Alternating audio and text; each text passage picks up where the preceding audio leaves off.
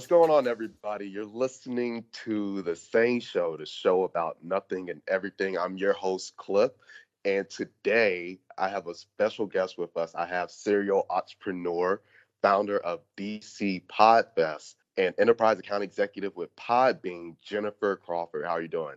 I am doing great. Good. I'm so glad to have you on. I've been really looking forward to this, and I was thinking about it earlier. It's like I'm returning the favor time. So for those of you that don't know, I was previously a guest on Smarter Podcasting. Podcasting smarter. Podcasting Smarter. You're so close. You're so close. Oh my goodness. But I was a guest on there, and that was a fun time. I really enjoyed it.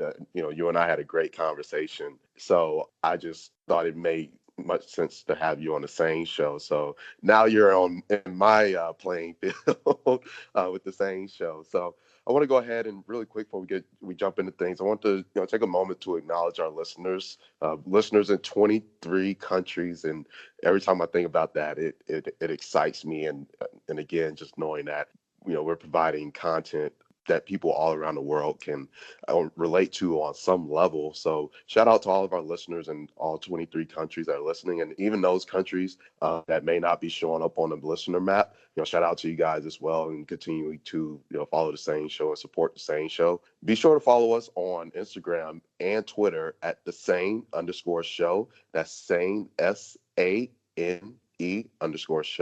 And if you want to follow us on Facebook, you can follow us at the SANE Show. Again, that's the SANE Show. Be sure to send us a message if you've got any questions, want to learn more about our guests, and anything else you want to know about the SANE Show. Be sure to catch us on those social media pages, and we'll definitely respond with any questions that you might have. Today, we're going to be talking about podcasting, streaming war with television, movies, film, gaming, and podcasting, obviously. And then following those two topics, we'll be going into the interview, let the listeners learn a little bit more about you, Jennifer, and all the good things that you have going on. I'm excited. So let's go ahead and hop into it with podcasting. Okay. So I love it. there's a lot going on right now, and every day I'm seeing something in the news about podcasting, and I'm learning more about podcasting myself. I remember I told you before I got into being a podcaster, I didn't even listen to podcasts. Honestly, I had a friend that tried to get me into podcasts, but I really didn't start listening to podcasts until I started the SANE Show and learning more and more, and still continuing to learn a lot about podcasts. And one of the things that blows my mind is the fact there's hundreds of thousands, and I'm sure it's probably close to 1 million, if not already there, as far as the amount of podcasts that are out there. And it's virtually no barriers to entry. CBS is calling this the golden age of podcasts, and there's basically a podcast about any and everything. So, what's your take on it, especially being with Podbean? What's your outlook when it comes to the podcasting world? Well, podcasting is a whole new world. I mean, it's been around a little while now, but I still think in the scheme of things, it's in its infancy, or maybe it's in toddlerhood now. It's out of infancy. I think it's all really exciting. You're right. There's so much going on in the podcasting. I shouldn't say Podbean too, but in the podcast ecosystem, there's money that's being flooded into the industry. There are new services popping up to serve the industry. There are more and more podcasts being developed every day. And you're right, the barrier to entry is relatively low. But I think that's a bit conceiving, only because sometimes it's easy to get through the gate, but it's hard to get down the road. Right. So I think what happens a lot of times, podcasters go into it enthusiastic with the best of intentions of having a long-running program, but what they don't realize is that it's a tremendous commitment of time and energy and focus. Yeah. And it's also a long game. You don't produce unless you're famous, you don't put your first episode out there and have thousands of listeners. I mean, you're Right. lucky if you get a handful that first episode. So I think it's one of those things that a lot of people start and drop out. So even though I think you'll see that big number of hundreds of thousands, you're right. I think it's approaching 1 million. I'm not sure. I should Google that statistic, but I'm not really good at multitasking, so I'm not going to do it right now. But of those, I think you'd be surprised at the percentage of podcasts that aren't active yet. Their feeds are still on Apple Podcasts. They're still out there, but they're not actually producing episodes currently. So it's sort of a mix, right? Yeah. It's easy to get into. It's hard to stay. Yes, I definitely agree. And it's so funny. I can say I've probably had about 5 friends of mine approach me about starting a podcast since I started the SANE Show. And it's like everybody wants to do it. It's the new thing now.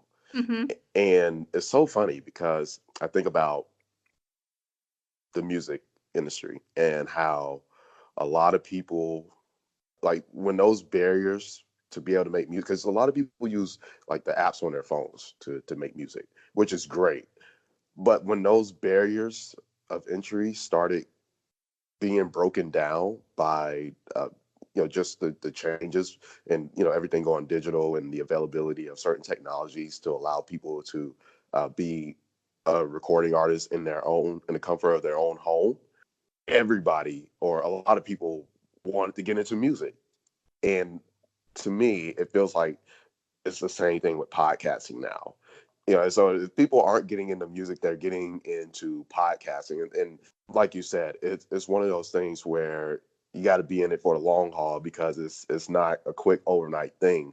But I think a great thing about it is that with podcasting, and not to say that you don't get this with music, but with podcasting, I think there's a little bit more room to be more creative, especially, seeing a lot of these niche podcasts that are out there. There's a podcast about everything, literally. And there are a lot of successful podcasts about some of the most randomest of things.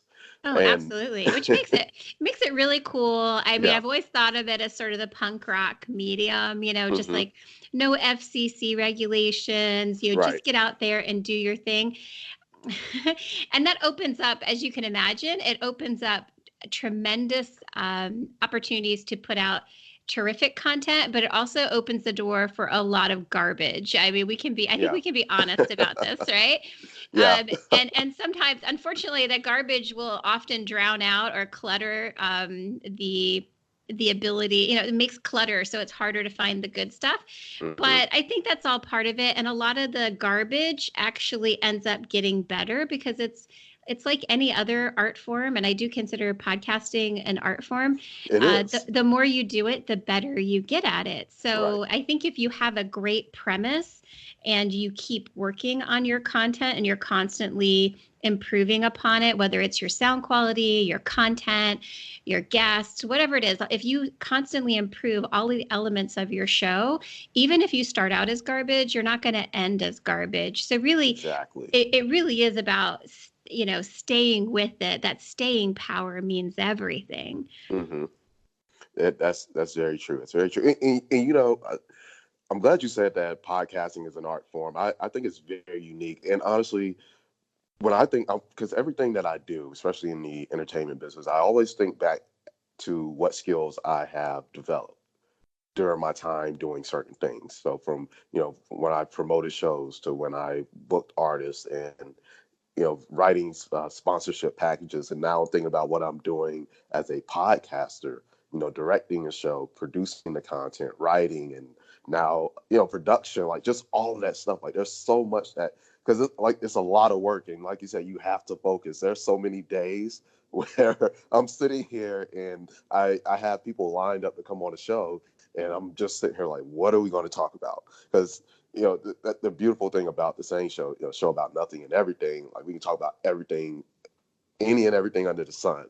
But of course, there's certain things that you want to talk about that might be a attention grabbing, and then there's also those things that you may talk about, but it may not be as appealing to the listener, even though it is a completely random. You understand where I'm going with that? So Yeah, I absolutely.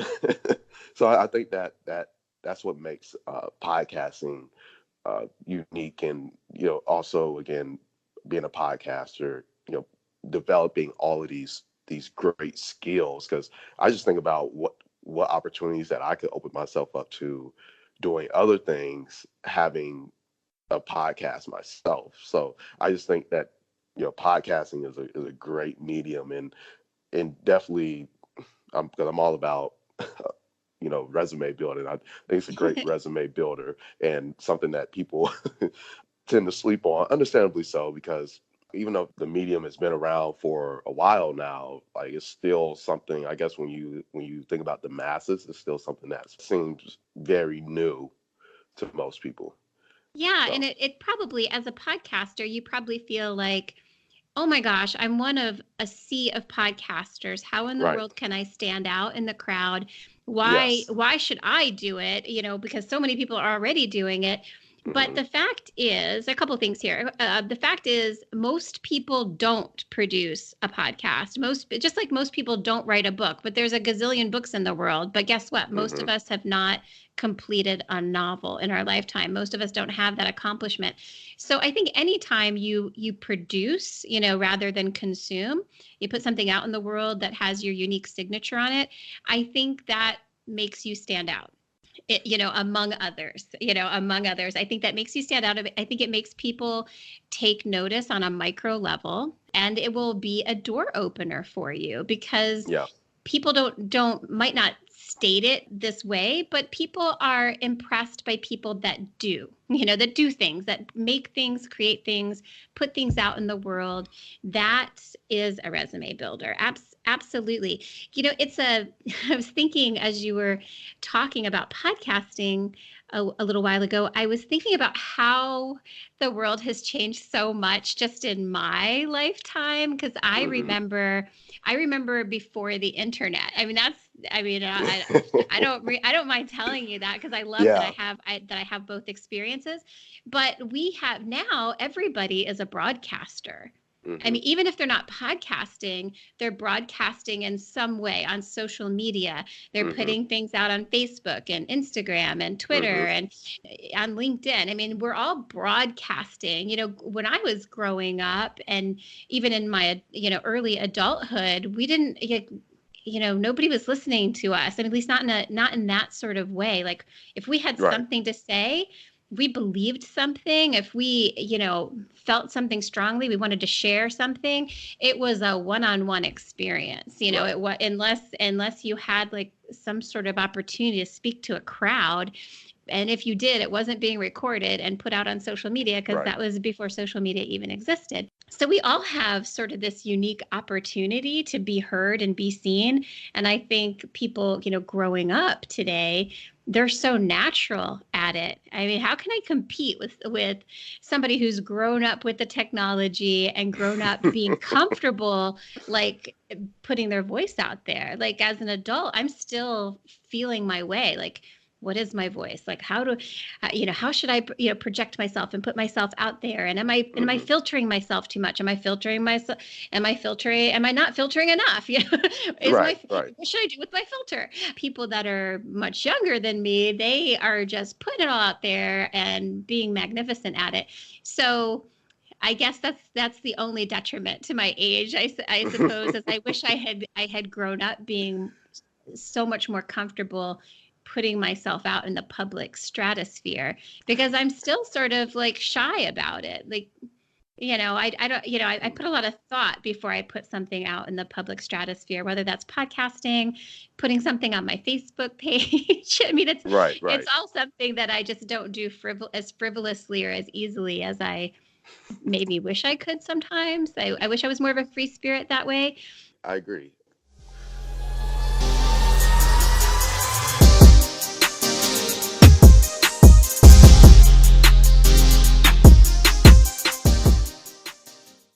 Okay, so we're going to talk about the streaming war, and again, doing some research about this, because this is all over the news. Streaming is where everything is now, or where everything is going. one of the things I noted was that streaming seems to be heating up across all platforms: television, movies, films, gaming, podcasting. Which I feel like podcasting, like, finally, I guess, got its own category, uh, especially with Spotify allowing companies to target ads to podcasters. Disney launching their streaming platform. They just acquired 20th Century Fox, and then the gaming industry is looking to the future of gaming, which again is going in the direction of streaming video games. And then Apple is even making changes to their platforms.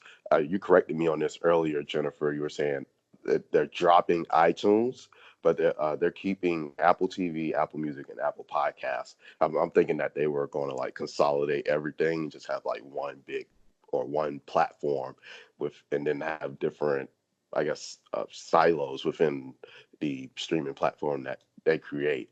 So streaming is I guess the wave now. And there's a lot going on in the streaming, well, not even stream, but I guess in entertainment, because that's what it is. All of this is entertainment.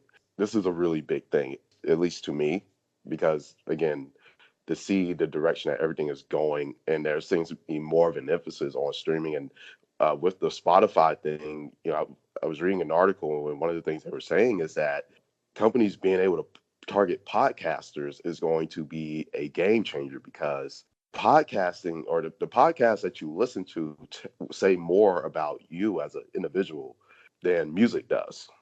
Mm-hmm. And That makes sense. yeah, yeah. And so just thinking from a business perspective, I love that, because of course one of the things for companies is figuring out how to better target consumers.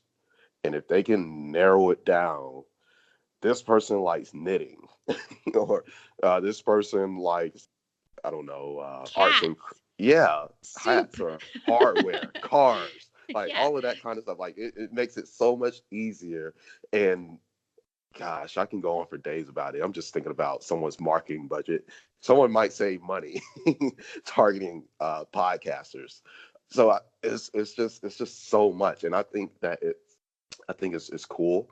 And I just think that we're like in that revolutionary point Well, you with sound very excited, yeah. Cliff, about all of this. I don't know about the war. I don't know about these wars. I don't know who's fighting necessarily. I guess everybody's fighting for our attention, right? Yeah, I mean, everybody wants us, which is nice. Yeah, yeah, you know what? I think, really it's just an answering to how consumers are consuming. We have been spoiled by Netflix for years, right? hmm, So I don't know about you, but do you watch regular TV? Do you sit through commercials? no, I used to DVR. I haven't used my DVR in probably 2 years because I just watch everything on Netflix or Hulu or right, Amazon Prime movies, whatever they call that. I make my own programming now. I'm not going to let TV networks or radio stations tell me when and what to listen to. And darn right. it, you aren't either, Cliff. We want to make our own programming. I mean, we've Yes, we've had the taste of on-demand content and we're never going to let it go.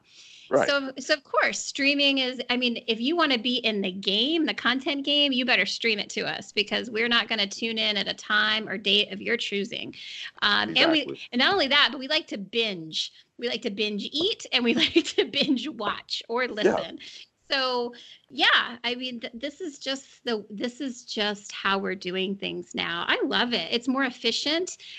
But yeah, so there's the one thing where I think there's a lot of push and pull is we as consumers are desperately trying to avoid ads, and advertisers are desperately trying to put ads in front of us. they're going to So, be there one way or another. well, Like, we are trying our darndest. The thing is, we don't want them. We don't want to be no, advertised to. So I think this actually, for advertisers that are cutting edge and creative and quick on their feet, I think there's a tremendous opportunity for them. You see it already. I mean, ads Right. are becoming more like mini movies. They're incorporating storytelling. They're Right. engaging our emotions. Like if your ad doesn't make somebody cry, you're not selling your razors. You're not Right. selling anything. So we have come to expect more from our advertisers. Like Right. you really need to connect to us. You need to tell us why we not why we should buy, but why we should care enough to Mm-hmm. buy. So this is all great because now we're being entertained by everybody. Well, Even the advertisers have to entertain us. yeah, I think, and the best examples I can think of because, like you said, advertisers have to entertain and they have to figure out some way. Because, in even not even just in traditional advertising like commercials or print ads, but finding some way to plug themselves into some production. Mm-hmm. My favorite example are movies with cars. Fast and Furious, they had the partnership with Dodge, and then Transformers had the partnership with Chevy, and most recently of the Avengers Endgame, Audi. They're all over that. Every car. I don't know if anybody ever notices, and I love Audi. So I know. Tony Stark drives an Audi all the time, and that is the It's not perfect way. accidental. Yeah, product placement. That's what it Product is. placement. Yeah, And so I love that. Well, one of my favorite examples in the world of podcasting is Trader Joe's. Trader Joe's hmm podcast has become a tremendously popular podcast because it's entertaining. And hmm boy, does it advertise Trader Joe's, but in a way that you don't feel advertised to, right? right. We're learning about the inside shenanigans of Trader Joe's. And, there are a lot of stories that come out of that workplace and of that business. And people are loving it and their ratings are great. And gosh, I don't know how much they invested to produce that podcast, but my gosh, I don't care. What a return on investment that has been for them. And yeah, they could have put a traditional ad on a gazillion podcasts, but instead they chose to produce their own and do something creative with it that hmm resonated with their customers and probably attracted new customers. So this is what I'm talking about. There are so many opportunities there. They're just advertising is just going to look different. Right. It already does, but it's going to continue to evolve. Right. Because one of the things I think about too is I don't mind product placement, but as long as you can tie it into the story somehow, because I'll say like a dream sponsor of mine would be someone from the Volkswagen group, so either Volkswagen, Audi, or Porsche. And Okay. I actually just bought a new Volkswagen Jetta GLI, and Oh, I'm just thinking about how I could talk about that car for days. well, you you know, should have a podcast for the Volkswagen Jet. I mean, you should have a podcast about your car, Cliff. Come on. It's so obvious. Do you want me to hang up now so you can start it? yes, but you see what I mean? Like it's because usually the best brand stories are personal, Yeah. and they're Your not passion they're about your not passion. right, exactly. They're not scripted, and that's what draws consumers in. Because at the end of the day, I think that's the closest you get to word of mouth marketing when you talk about advertising. Like having consumers come up and actually talk about their experience and what that meant to them, and having more consumers or clients coming on to and being a part of or purchasing from your company and having that same experience, being able to share that same experience, that's what does it for people. Because people want to I feel that people want to feel like they're a part of something now more than ever. And Mhm. if you're not making me feel a part of whatever it is you're doing, whether that's advertising or whether it be some form of entertainment, I don't want to be a part of it at the end of the Yeah. day. And that's what it all comes down to. And you made me think about Coca-Cola. Big fan of their marketing work because I think it was in 2013 or 2014, they rolled out this plan called the 2020 Vision, and they had like this video, and it was a content marketing strategy, and it publicized their plan. But the way they told their plan was in the form of a story, and I'm just like, this is great, and I was sold on it immediately, and even wanted to. I had projects that I took to Coca-Cola for sponsorship because I'm just like, I know how we can make this fit into your 2020 vision. Like just by, it was great. I had to share this video with you after recording, and even though I think it fell through, but the just the idea of it was just phenomenal, and Oh, how they, I want to see it. You should put it in the yeah. show notes too. It'll be in the show notes, folks. I will. But the way they did that was just great. So yeah, I think overall though, there's a lot to come out of streaming, and the reason I call it the streaming war is because it's getting to a point where it's getting very competitive, and we're starting to see who the top dogs are going to be in some of these spaces. I think it got more interesting when Disney acquired 20th Century Fox, and of course, on top of that, they're rolling out their own streaming service. So that's going to be fun to see. And then I think podcasting, again, as I mentioned earlier in the topic, that podcasting, I think, finally has gotten its own lane, separate from music, and that, there's a lot going. I don't like to say that there's a dominant player in the podcasting space, because a lot of people, even though they look at Apple Podcasts and Spotify, you have to think about the true podcasting platforms like Podbean, and maybe even like Stitcher. Some of the other Mhm. players, key players in the podcasting space that have a lot of what I like to call clout influence in the podcasting community. So there's a lot of eyes are on podcasting right now as well, aside from all the other streaming services related to music, television, film, and then there's gaming. I'm not a gamer right now, I'm not. but I've never been a gamer. Last video game I played was called Atari Stampede, oh and that gosh, was like from like the dollar Atari video cartridge bin. And I guarantee none of your listeners have played that one. we got Um, some. I know we have some true gamers that listen, and Atari anybody that's Stampede. true, yeah. Okay. I will put $5. I will bet you $5, Cliff, that none of your listeners have ever played Atari Stampede, and I will need them to describe the game to me before I believe that they have. It was absolutely my favorite game, by the way. I loved it. I'm not going to explain it because I don't want to, in case somebody does call in or No, it's all good. contact. But Um, there's the video game world is getting more, and I don't want to get too deep into it because I know we're going to talk about that in the future, with some gamers. But the just that alone, like becoming just like almost becoming, it went from being a really basic form of entertainment to really being more, and it's getting better as time goes on, from the stories, and there's just so much to video games. Like I said, I don't want to get too in the weeds I with mean, that. I don't think you can with me. Well, the only thing my only modern perspective on video games comes from a recent Black Mirror episode that I saw. Have you seen Hmm. the one with the video game, VR I have video not. game? Okay, well, just suffice it to say, these two friends, high school, I guess, buddies, college buddies, they play a VR game together. Hmm.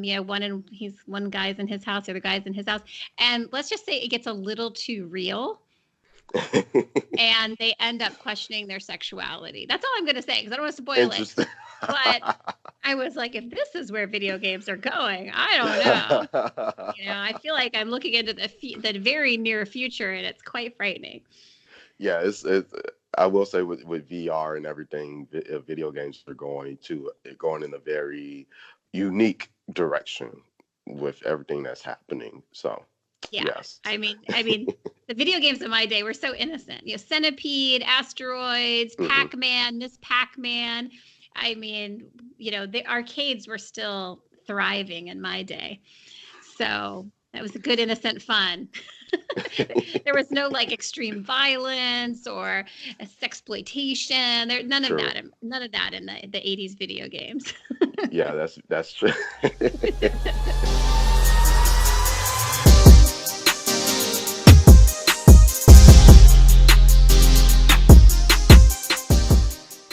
All right. So I want to get to asking you some questions. Let the listeners learn a little bit more about you, and some of the things that you do and have going on currently. So my first question to you is, and I know I always want to know this one, like how did you get involved with Podbean? Yeah, we have a great history now. So I met Podbean because Oh, almost 5 years ago, I started my first conference about podcasting called DC Podfest. And it was a podcasting, or it is a podcasting conference for podcasters. It was my first year, and I was seeking sponsors. And at that time, I had my own podcast. I no longer have that podcast, but my very first podcast was still going strong at that time. And I hosted with Podbean. And I reached out to them to see if they'd be willing to sponsor my very humble conference where I didn't know how many people were going to show up or even what I was doing. I don't know what made me, think I could pull off a conference, but I decided I was going to try.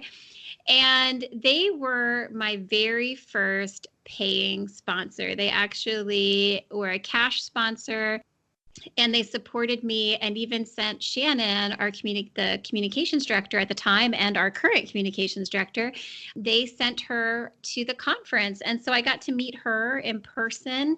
And that's how our relationship began. She asked what I did professionally. And I had and still have a social media agency. And she said, oh, hey, Podbean could use some help with our social media. Would you be interested in submitting a proposal? And I did. And so for the past several years, I'd worked on their social media. I'd also worked on their podcast. And then I eventually moved into helping them with their one of their new products that they launched a few years ago, which is their podcast enterprise platform, which is a lot different than the traditional hosting platform because it is built for companies who are podcasting internally. So it's very important that the content be privatized because it's just for the company's employees. So it's to better communicate with the workforce for improved internal communications and also for training. So I was very involved as that product was developing. I eventually became really involved on their sales side of things. And so now just recently it's grown so much, the enterprise side, that I am now working as an enterprise account executive, working solely with enterprise business, and the social media and even the podcast got moved onto somebody else's plate, which I miss, but it's actually a good thing because I'm able to really focus on this really aggressively growing part of their business. And it's so much fun. I love helping these, corporate giants like create a media platform and a media plan within their company. Podcasting is an intimate medium, not just for public consumption, but it can also translate into the workforce in a really, and really engage the workforce, which is something that employers struggle with. They struggle with keeping talent, and a lot of times they lose key talent because they're not engaged like they want to be. It really has less to do with benefits and salary and more to do with feeling a part of something, and something meaningful. So podcasting has helped some companies make some strides to better engage their employees. So it's been really exciting to be part of that. So that's my history with Podbean. Wow.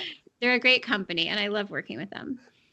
Great. I'm excited. And it's always great to hear, to know that you're excited to be with a company. I've experienced it firsthand as far as being a part of a company that, has a internal podcast for internal communications, which is a great idea and something very unique. So that's cool that you get to, be a part of that and help, large companies develop, their internal communications and media network and, with podcasting and other things. So since you mentioned it, let the listeners know a little bit more about DC Podfest. Yeah, I would love to. It's coming up in short order. DC Podfest this year is happening the evening of November 1st and all day on November 2nd. That's a Friday night and a Saturday. And it's in Washington, D.C. This year, our venue is the American Institute for Architects. It's this beautiful mid-century modern building. It's going to be a great space. There's a great courtyard that we can use for some outdoor space. But essentially, we are an intimate conference in the sense that we cap at 200 attendees, and that's by design. We like for podcasters to connect with each other as well as the experts that we have there so that they can have a deeper connection because there's less people to connect with. So you're able to have those in-depth conversations and make some meaningful relationships while learning from people that are experts in their fields. We have a theme this year. We try to have a different theme every year. This year, it's different voices, new conversations. So I'm trying to highlight some speakers that might not have been heard in other conferences, but have something incredible to share, whether that's their story, their expertise, their experience. We're giving priority to voices from, women and minorities, that sort of thing. So I think it's going to be an exciting year. We always have a great time. We have a Friday night is our networking party event. We have drinks and all sorts of things planned for that. And then it's a day full of interactive intensives, workshops, incredible speakers. Yeah, it's going to be a good year. We're still putting the programming together, so I don't have a lot to reveal right now. But the event has a good reputation. I think we always put on a great event, and we'll make sure everybody gets their money's worth. Great. Thanks for asking about it. Yeah, definitely. I'm definitely always interested to learn about that kind of stuff, especially being a podcaster myself. I'm going to look into that some more myself, obviously. For obvious reasons. Please do. DCPodfest.com. Tickets are now on sale. Great. You guys heard it first. So, so what other ventures are you involved with? Yeah, I tend to, dabble a lot. I shouldn't say dabble. I tend to wear a lot of hats. I like to stay busy. I figure I can rest when I'm dead. So I've been an entrepreneur. Yeah, right. I've been a lifelong entrepreneur, at least since I was 19. I started my first business when I was 19, and I've had my own business since then. Not the same one. I sold that one after 11 years, but I love being an entrepreneur. I love starting and running companies. I launched a new company last year, this time with a partner. It's the first time I've had a business partner, and it's been an incredible experience so far. I know everyone warns you that it can go terribly wrong, and I've been around long enough to know that that's true.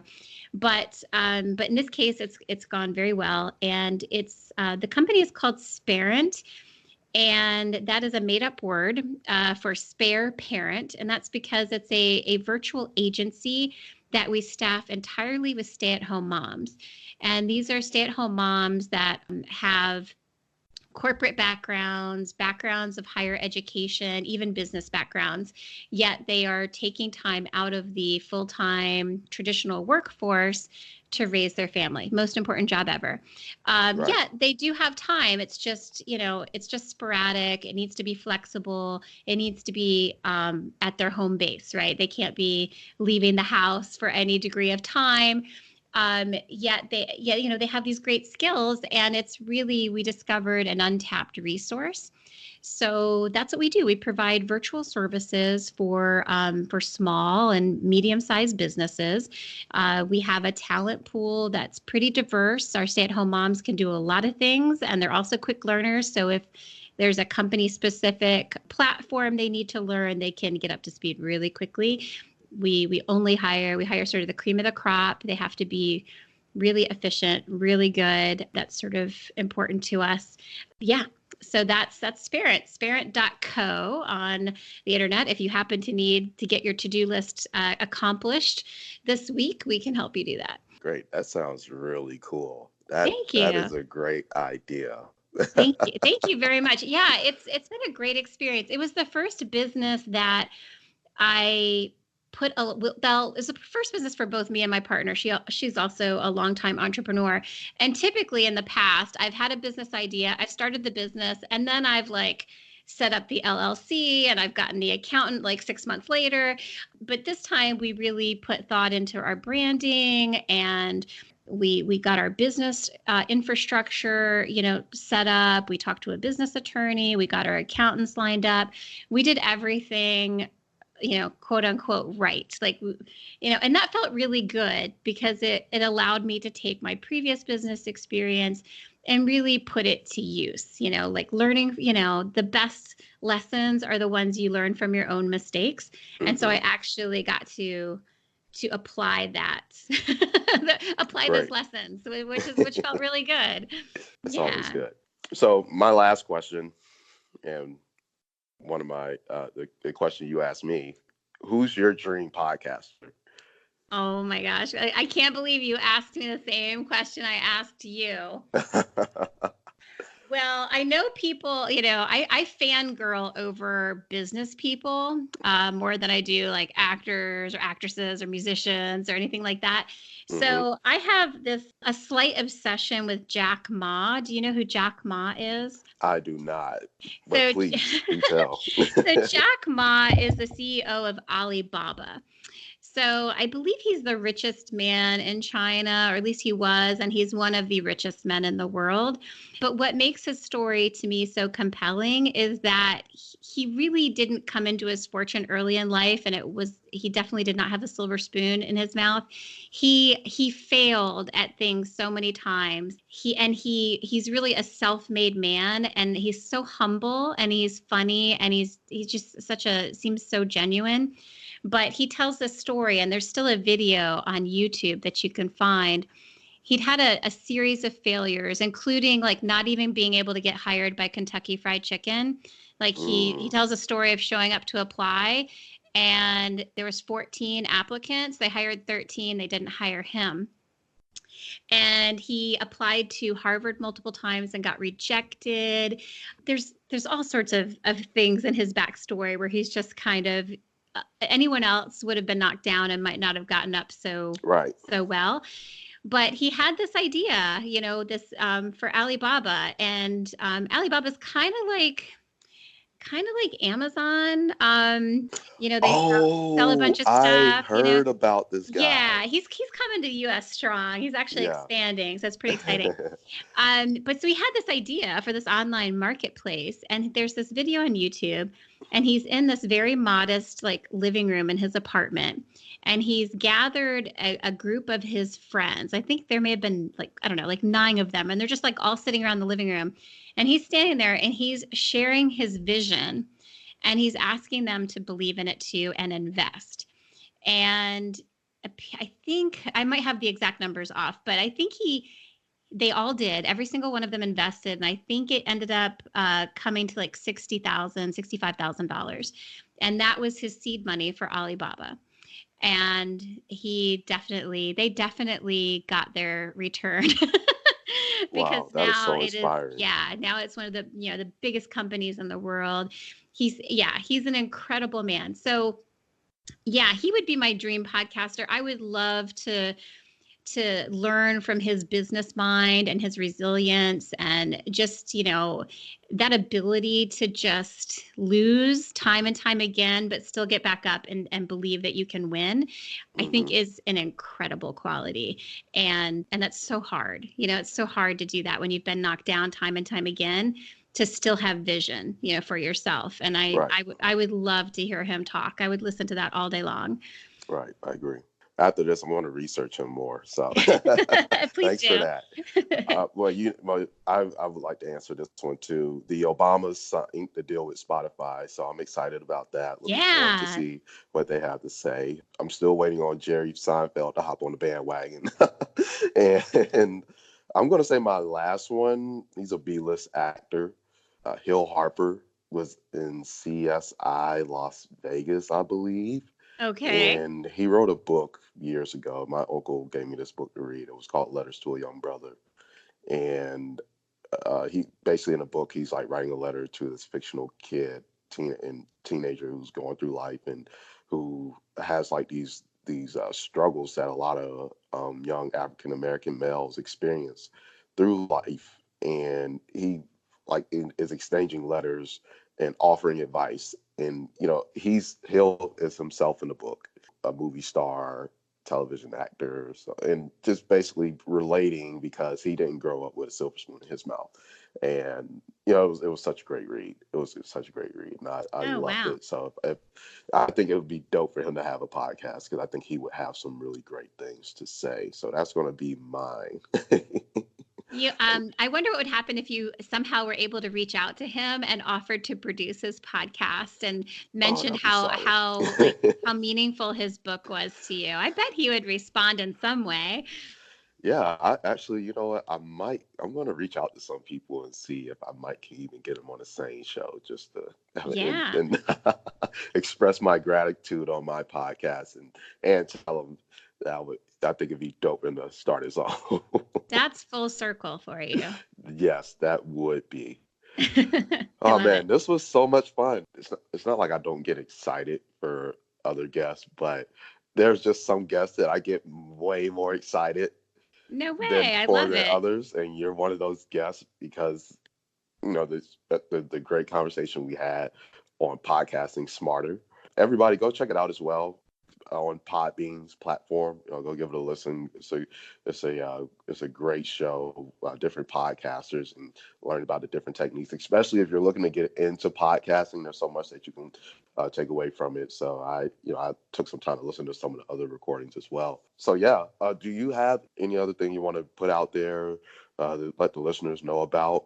Geez. Well, thank you for the offer. Yeah. Well, I would love to connect with your listeners on my social media platforms. You can find me everywhere meaning Facebook, Instagram, and Twitter at Jen Runs Business. That's my handle. You can find me there.